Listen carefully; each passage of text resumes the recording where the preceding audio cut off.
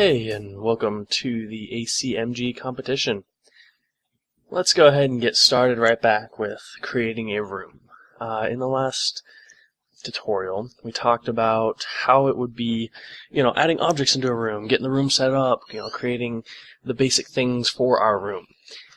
In this one, we're going to go ahead and go through all of the settings that we can use and, customize our room to our liking. So we've already gone over the Objects tab, which kind of took up an entire tutorial, and we're going to go ahead and work in the settings, the tiles, the backgrounds, the different views, and not really going to touch too much on the Physics tab, but this would be if you activated the Physics option in your object, and I can go ahead and just show you real quick. It's if this object uses physics, we set its options here, and then we can activate the physics in the room, talk about the gravity in which directions, and how much gravity. Actually, take that off. Okay, so let's go ahead and start off with the settings. Now, the name of your room is what identifies the room in the code when you call it later, to transfer rooms or set up menus in the title screen and then have it go to another room with the player. This is our identifier. So the naming convention is going to be RM, and then you can do underscores, or you can just, like we always do, camel caps, and it's my preference. I'm not, a big fan of underscores unless it's going to be something like RM title underscore. This would be like a subroom of the title, so credits, something like that. I like to put them like that. And since this is going to be our game room, I'm just going to do RM capital game. And I like the default 640 by 480, just for fun projects. It's a universal resolution that, most people can actually play on the computer screens. It's good for browser-based games, etc. If you wanted to go ahead and change it, to a smaller view, go ahead. A 320 by 240 works, and this can be, very good on mobile devices and stuff. You're going to make it for HTML5. But we are not going to do that. 640 by 480 is the default, and so we're just going to leave it there. And as we discussed previously, the speed. This here is where the room speed comes into play. So, for instance, if we hit play, and this is at room speed 30, everything moves, as we had expected. If we double the room speed, naturally everything goes a little bit faster. If we half the room speed, let's do a little bit more dramatic. Let's put it into 5 instead of 30. Oh boy, everything looks like it's lagging, but that's actually the speed of the room. And so you can get slow motion effects by doing that kind of stuff. Let's go ahead and keep it the default. And further down, we have we're persistent. So if all these instances running in this room can, go to each other room, you can click that. This would be if you're setting up game objects for like a Zelda-like game, where they have a ton of different options, for bombs and arrows or whatever. These objects or instances can follow through each room that you create. And we have creation code. So just like our objects, how they have their instances, have creation code. The room has a creation code, so you can do a lot of settings on this room just right from the code. And normally I don't even bother with that. I do, objects to take care of all that stuff. And then, as we talked about, the instance order, and here you can find what goes where. And close that. And let's move on to tiles. Now, I don't have a tile set up, but a tile can be used as a background. So when you have a background, you can set it up into a tile set, and then it can be used here. And then from the tile set, you can decorate your level and, make it pretty. So if we created a background, and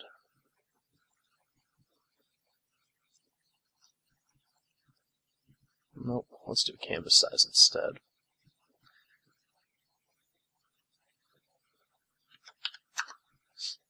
Okay.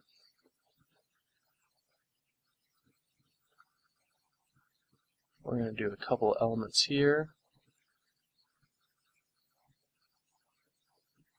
Obviously these are terrible. We can use it as a tile set, and then it sets up everything as accordingly. And this is just to test it out.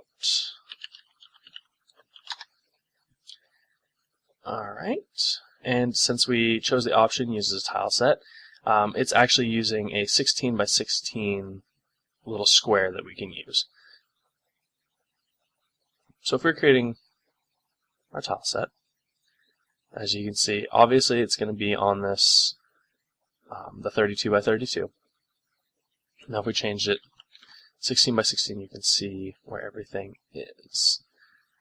Create the other side of the boxes for each, and this one will have it, and even further, have the other side going. You just kind of level build is what's going on here. And if you set up your tile sets to be a little bit better, you can actually make some really cool stuff. That was just showing you, how the tile set would work. And if you're to hold Shift and drag, you can do much larger objects. And I take off delete underline so I can stack these and make them look alright. So you get the idea. And so you can make things using tile sets. I'm going to delete this and oops. Delete this.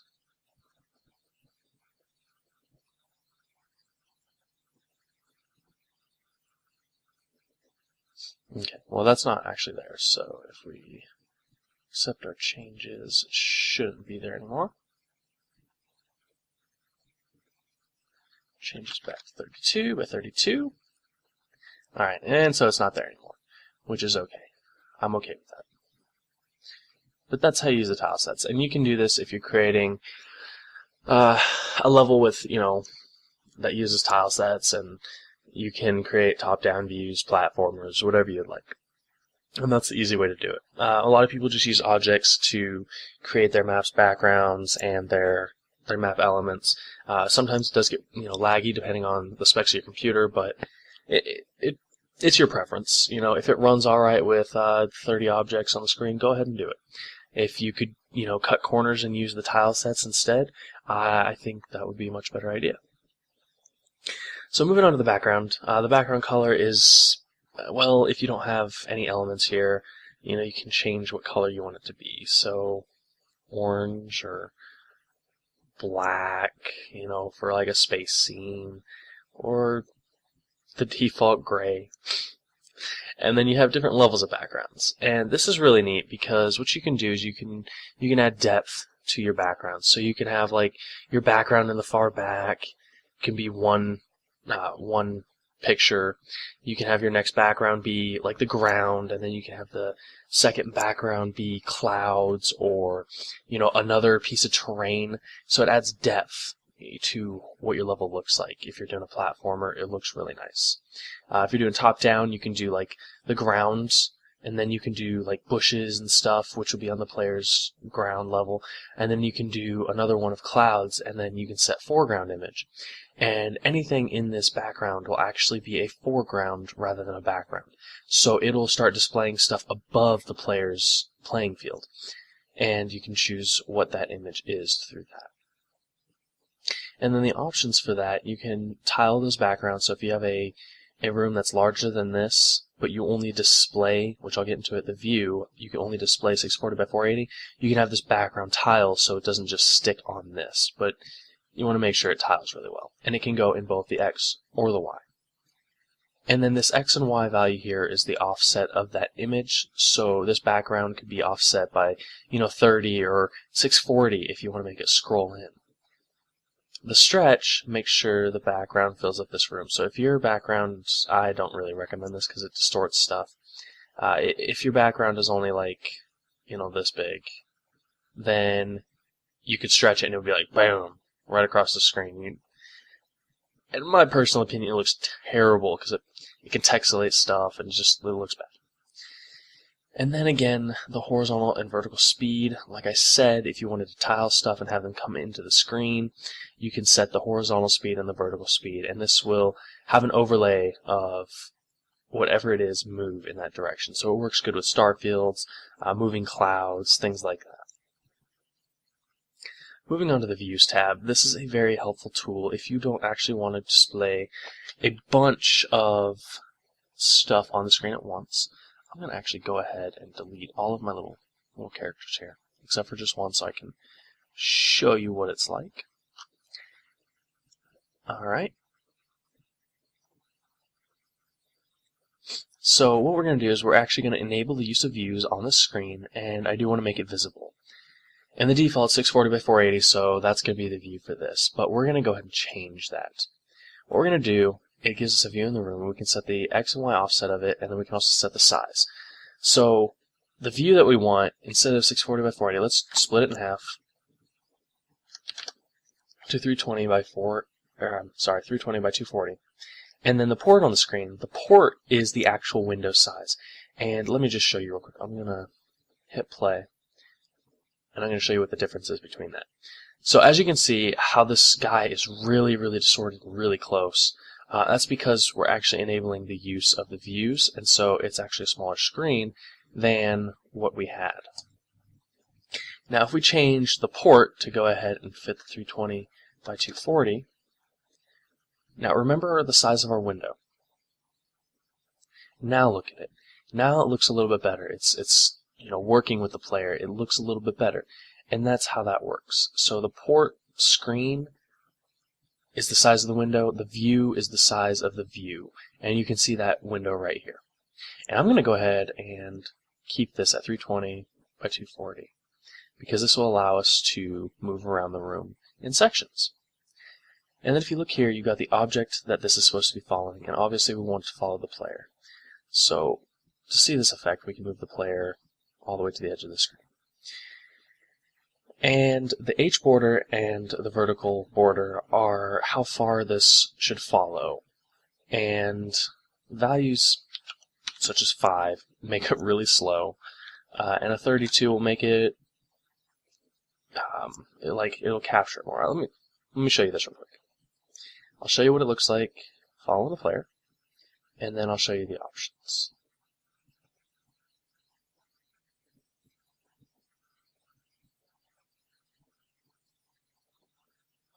No?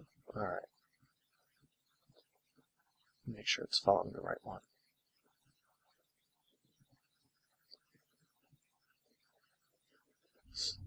Okay. So this should work, yes? Unless it's taking forever to get there. Let's go ahead and set where the view ends up. Alright, so this should start on the player.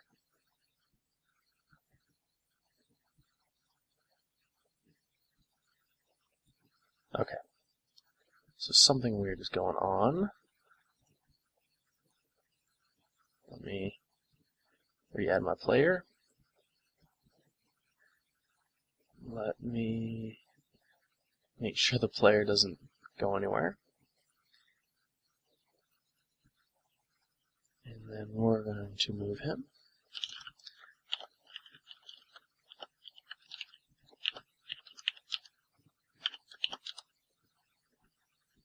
Okay. Now this should work.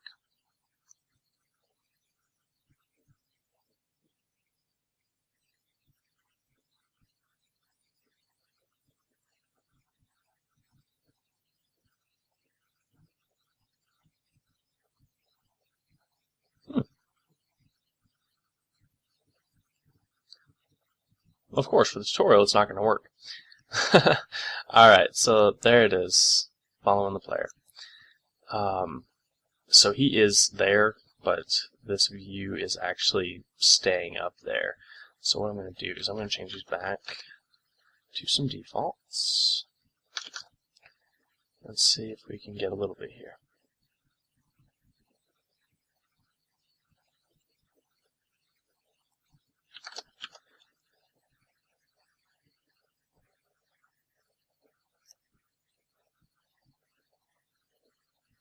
Okay. So the views, as you can see, works. Why it's not following the player is probably something to do with the software right now. But if you guys set it up that way, it should work, and I wouldn't put it past the software acting up right now. But anyways, this is what the view follows, and then this border is how much is visible around that section. And a lot of the time, you know, I just, if you want them to be centered the entire time, I just set them to the 320 by 480, 240.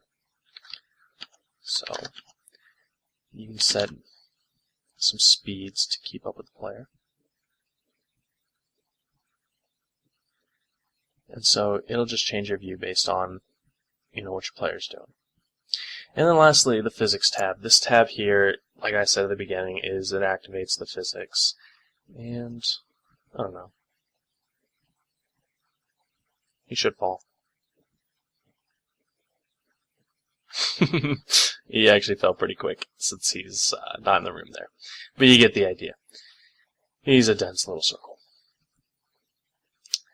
Well, that is all for creating the room. I apologize the views is not working, and if I can get this to work in the future, I'm going to make a better tutorial on just the views and how you can use them. When we create our different games in the future, I have an idea for an adventure, a platformer game, and an arcade game.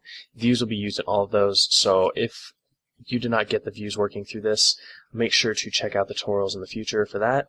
Otherwise, you don't even have to mess with the views. So don't worry too much about that. You can disable that, and it should just run it right back in your 640 by 480 view. Keep your game rooms as the same size as your window for now, if that's a problem. If not, take advantage of the use of the views because you do know how to use them. And I told you what everything does. It just has to work. And, you know, of course for a tutorial, it'll decide not to work. But I appreciate you guys watching, and I look forward to our next tutorial. Thank you.